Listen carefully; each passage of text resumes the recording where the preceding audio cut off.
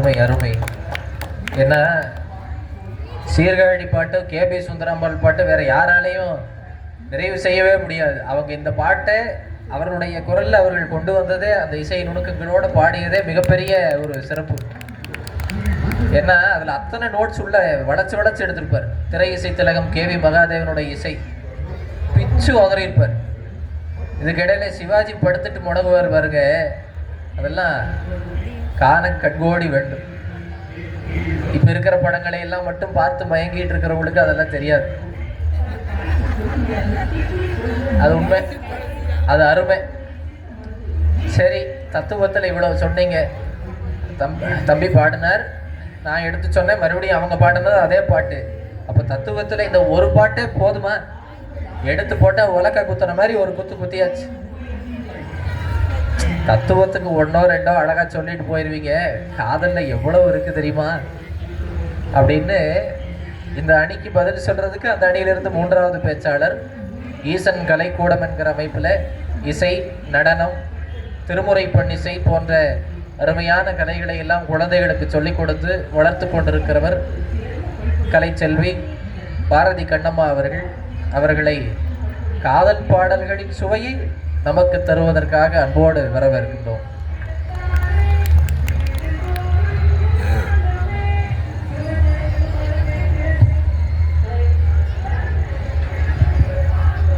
சங்கம் வளர்த்த சந்தன தமிழே, சிலம்பும் மேகலை சூடிய தாயே, வள்ளுவன் வாக்கில் வாழும் நெறியே, வள்ளலார் கண்ட கருணை வடிவவே, அன்னை மொழியே, ஆருயிரே, அகிலம் போற்றும் அமுத மொழியே, உன் பாதம் பணிந்து வணங்குகிறேன், என்றும் வாழ்கனி தமிழ் தாயே.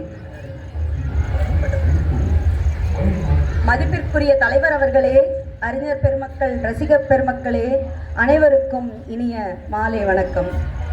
மக்கள் மனதில் நிலைத்து நிற்பது கவிஞர் கண்ணதாசன் அவர்களின் காதல் பாடல்களே என்று பேச வந்துள்ளேன். காதல் என்றால் என்ன? உடலா? இல்லை, உணர்வு. அந்த உணர்வுக்கு வார்த்தை வடிவம் கொடுத்தவர்தான் கவிஞர் கண்ணதாசன்.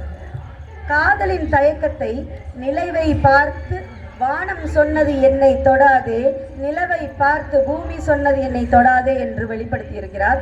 காதலின் தவிப்பை எவ்வாறெல்லாமோ வெளிப்படுத்தியிருக்கிறார். காதலுடைய ஏக்கத்தை ஆயிரம் நிலவே வா, ஓர் ஆயிரம் நிலவே வா என்று இப்படி பல பாடல்களை கவிஞர் கண்ணதாசன் அவர்கள் நம்மளுக்கு தந்திருக்கிறார்.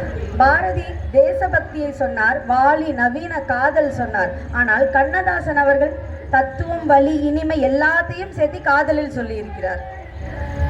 காதல் என்றால் ஒரு வார்த்தை, 3 எழுத்துதான். ஆனால் மனுஷனை ஆட்டி படைக்கும் அந்த காதலுக்கு தமிழில் உயிர் கொடுத்தவர் யார்? கவிஞர் கண்ணதாசன் தான்.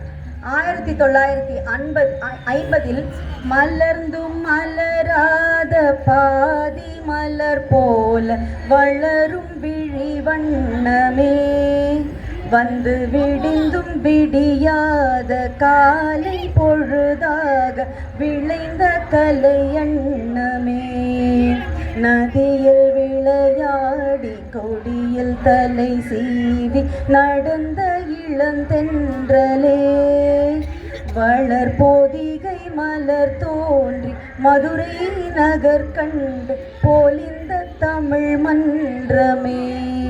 இப்படி 1950 பாடின பாட்டு 2026 இன்ஸ்டாகிராம் ரீல்ஸ்ல அதே பாட்டு ட்ரெண்டிங்ல இருக்கு. 60 வருஷம் ஆச்சு, கவிஞர் இல்லை, ஆனா காதல் இருக்கு, பாடலும் இருக்கு. அதுதான் நிலைப்பு. ட்ரெண்டிங்ல இருக்கு, அதுதான் முக்கியம். ஏன்னா இல்லைன்னா கவனிக்க மாட்டோம்ல. ஒவ்வொரு நிலைக்கும் ஒவ்வொரு பாட்டு. காதல் வந்தால் ஆயிரம் நிலவே வா, காதல் சொல்ல தயங்கினா நிலவை பார்த்து வானம் சொன்னது, காதல் மறைஞ்ச பால் வண்ணம் பருவம் கண்டு, காதல் தோல்விக்கு நான் மலரோடு தனியாக, ஆணுக்கும் பெண்ணுக்கும் ஒருதலைக்கும் இருதலைக்கும் எல்லாத்துக்கும் மருந்து வச்சிருக்கிறார் கவிஞர் கண்ணதாசன் அவர்கள். இதுல எங்க அணியினர் எடுத்துக்கூடிய கருத்துக்கள் எங்க நாங்க வென்று விடுவோமோ என்று அந்த அணித்தலைவர் எங்க அணியினர் மிரட்டுகிறார். அவர் சொன்னாரு, காதல் என்பது கழுத்தில் தாலி ஏறும் வரை என்று. ஆனால் அந்த தாலி ஏறிய பின் எந்த தம்பதியினர் காதல் பாடல்களை கேட்டு அதன் உணர்வுகளை உணர்ந்து அதை அனுபவிக்கிறார்களோ அந்த குடும்பத்தில் மகிழ்ச்சி நிலைத்திருக்கும் என்பது சரியா தவறா? அதையெல்லாம் இப்ப நான் சொல்ல முடியாதுமா. ஏன்னா வெறும் தத்துவம் மட்டுமே வைத்துக்கொண்டு ஒரு வாழ்க்கையை எப்படி முழுமையா கொண்டு போக முடியும்? இப்ப அதே மாதிரிதான் திரைப்படம் பார்க்க போனா கதை தானே முக்கியம், பாடலா முக்கியம் அப்படின்னு சொல்லி கேட்டாங்க. இப்ப அதெல்லாம் எதுவுமே முக்கியம் இல்ல, பாஷையாடா முக்கியம், படத்தை பாடுறாங்கிறாங்க. ஆனா அந்த படத்துக்கு ஒரு இது கொடுக்கறதே வந்து பாடல்கள் தானே. படத்தோட கதை அதை நினைவுபடுத்தினால்தான் ஞாபகத்துக்கு வரும். ஆனா பாடல்கள் இன்னைக்கும் காதல் பாடல் தானே அதிகமா இப்ப மனசுல வந்து யாருக்கு நினைச்சாலும் உடனே இப்ப தத்துவ பாடல்னா அதுக்கு ஒரு மைண்ட் செட் இருந்தாதான் நம்ம கேட்போம். ஆனா காதல் பாடல்னா எப்பவுமே ஹெட்செட் ஓபன் பண்ணாலும் எல்லாரோட இதுலயும் அதுதான் கேட்கும். மைண்ட் செட் ஹெட்செட் அழகா அடிக்கிறாங்க. அதே மாதிரிதான்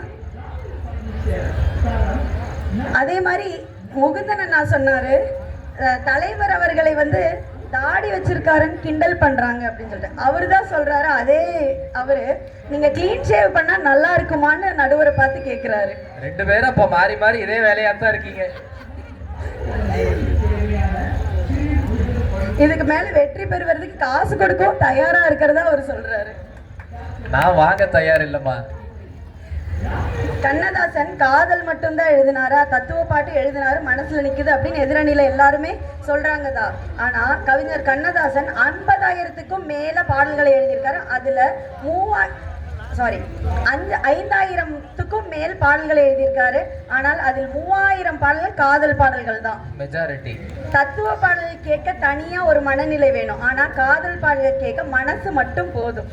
அதனாலதான் காதல் பாடல் எண்ணிக்கையிலையும் ஜெயிச்சிருக்கு, எல்லாருடைய மனதிலும் ஜெயிச்சிருக்கு. தத்துவ பாடல் கேட்கறதுக்கு மனநிலை வேணும். மனம் நிலை இல்லாம போகும்போது சரி தொடங்குங்க. மற்ற கவிஞர்கள்லாம் காதல் என்றால் உன்னை அழகா இருக்கேன்னு சொல்லுவாங்க. ஆனா கண்ணதாசன் என்ன சொன்னார் தெரியுமா? காலங்களில் அவள் வசந்தம், கலைகளிலே அவள் ஓவியம் சொன்னார். காதலியை வந்து காலமாகவே மாத்திட்டாரு. அதாவது ஒரு மனிதன் வந்து பிறந்து ஒரு நிலைக்கு வரும்போது முதல்ல தொடங்கிறது காதல் தான். காதலை அனுபவிச்சு அனுபவிச்சு அனுபவிச்சு நிறைய வாழ்க்கையில நிறைய தெரிஞ்சுக்கிட்டு அதுக்கப்புறம் கடைசியா தான் தத்துவ பாட்டு போய் எடுத்த உடனே யாருமே தத்துவ பாட்டு கேட்கறது இல்லை. அனுபவிச்சு அனுபவிச்சு அனுபவிச்சு தத்துவத்துக்கு போறாங்க. அனுபவிக்கணும்யா. அதனாலதான் சொல்றேன், காதல் வந்து ஒரு உணர்வு. அதை உணர்ந்து உணர்ந்து உணர்ந்து அதை அனுபவிப்பவர்களுக்கு வாழ்க்கையில வந்து சந்தோஷம் வந்து ரொம்ப நிலைச்சிருக்கும் அப்படிங்கறத தான் சொல்ல வருது. தத்துவ பாடல் கேட்கறதுக்கு வந்து புக்ல ஸ்கூல்ல அந்த மாதிரி. ஆனா காதல் பாடல் கேட்கறதுக்கு ஹெட்ஃபோன் இருந்தா போதும், உடனே மனசுக்குள்ள போயிடும். அதனாலதான் சொல்ற தலைவரே, கண்ணதாசன் பல விஷயம் எழுதியிருக்காரு. இருந்தாலும் மக்கள் மனதில் தலைமுறையா செல்போன்ல ரிங்டோனா, ரீல்ஸா, பிஜிஎம்மா நிலைத்து நிற்பது அவர் காதல் பாடல்களே என்று சொல்லி வாய்ப்பளித்தமைக்கு நன்றி கூறி விடைபெறுகிறேன். நன்றி. நல்லது, அருமையா சொன்னீங்க. நடுவரையோட நிறுத்திருக்கலாம், பொது இடத்துல வச்சு தலைவரேன்னு சொல்றீங்க. நாளைக்கு எனக்கு ஏதாவது பிரச்சனை வந்ததுன்னா நீங்க தான் பொறுப்பு, பார்த்துங்க. அழகா ஒரு பாடலை நினைவுண்டாங்க, காலங்களில் அவள் வசந்தம். அதுல இடையில சொல்லுவார் பாருங்க, அந்த காதலியை எப்படி அவர் உணர்ந்திருக்கிறார். கண்போல் வளர்ப்பதில் அன்னை அவள் கவிஞனாக்கினால் என்னைபர்.